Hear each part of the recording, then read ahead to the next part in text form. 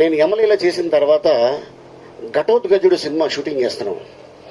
ఒక పాపని ఎక్కించుకొని సైకిల్ మీద తొక్కుంటూ వెళ్ళాలి. అది ఖాళీ రోడ్లు కావాలి, అంటే ట్రాఫిక్ లేని రోడ్స్.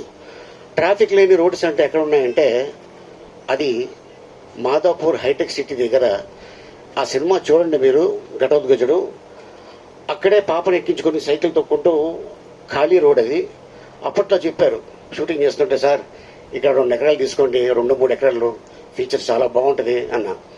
కాకపోతే అక్కడ అన్ని రాళ్ల గుట్లరు. అంటే ఆ రాళ్లు కొట్టుకోవడానికే దాదాపు ఆ రోజుల్లో 5-6 లక్షలు అవుతుంది. ఎందుకులే మనం ఏం కొంటాంలే వదిలేసాం. కానీ ఇప్పుడు అదే గుట్టలో, అదే హైటెక్ సిటీ దగ్గర ఎకరం 70 కోట్లు ఉంది. డబ్బులు ఉండొచ్చు, కానీ కొనడానికి స్థలం లేదు అక్కడ.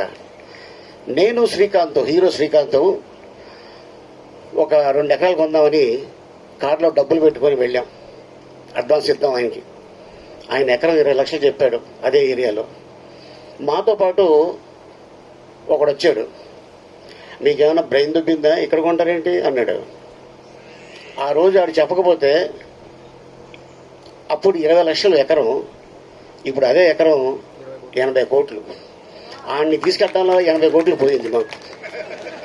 అందుకని భూమి కొంటున్నప్పుడు మీకు ఆలోచన వస్తే డబ్బులుంటే కొనేయండి. ఎవరికి చెప్పొద్దు.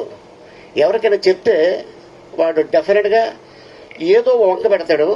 మనకి లేనిపోయింది టెన్షన్ స్టార్ట్ అవుద్ది బ్రెయిన్లో. సో అందుకోసం అంటే నేను ఎందుకు చెప్తానంటే ఈ విషయం